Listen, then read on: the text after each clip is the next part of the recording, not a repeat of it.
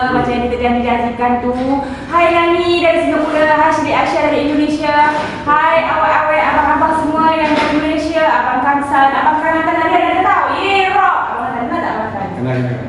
Oh, kenal, tak kenal, berani kita tak kenal. Lepas tu Kamsanian, Isliha Rahmat, Ikin, Oda, Rock, Arina Rock lah sangat kan. Lepas tu Liana Diana, banyak lagi nama-nama tak tersebutkan, minta maaf kalau tak sebut. Yang tu tak boleh, tak sebut, tapi merajuk untuk radio terus. Okey lah, sementara kita beraku dia dan lagu, mana korang minta lagu, kena ceritakan sedikit kenangan dengan aku kena mengenai DNA dalam hati perasaan korang dengan lagu tu. Kita sembang-sembang dengan tuan-tuan pengarah SMR dan ARC. Sekejap ada Sri Aisyah ni ada cerita. Tapi kita dengar suara abang-abang dulu. Apa khabar? Baik. Tu suara siapa tu? Kenalkan diri. Kalau dalam Facebook nama saya pun terkenal ni, orang panggil Eric Draven. Eric Draven. Eric Draven orang putih ke? Tak, Melayu. Dah kahwin belum? Anak apa orang? Anak dah 4, tak ada can. Lagi seorang? Saya Yasir Said. Rasa saya. Ini ARC punya presiden? Ya. Wah, semua presiden-presiden ni takut. ARC tu Alternative Riding Club. Okey, abang dari mana? Daripada Kedah. Suara lembut nak diterima kan? Kan kahwin lah? Iya. Oh sudah, bekas terus dah. Kami nak jauh sikit.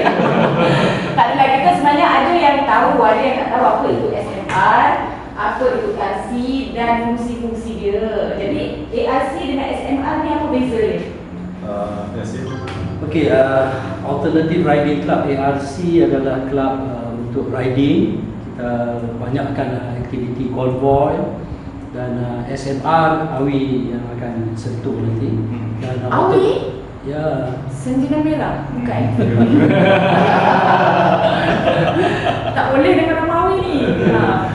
Jadi Alternative Riding Club ni banyak program konvoi dan program-program santai yang melibatkan belia bermotosikal, belia 2 roda, 2 wheel, dan kita banyak jelajah seluruh Malaysia dan sampai ke Singapura dan Thailand. Wah, syarat-syarat nak join ARC ni apa dia? Mudah. Syarat dia kita ikut negeri masing-masing. Ada negeri yang kenakan bayaran yang lebih sebab ada disertakan dengan insurans.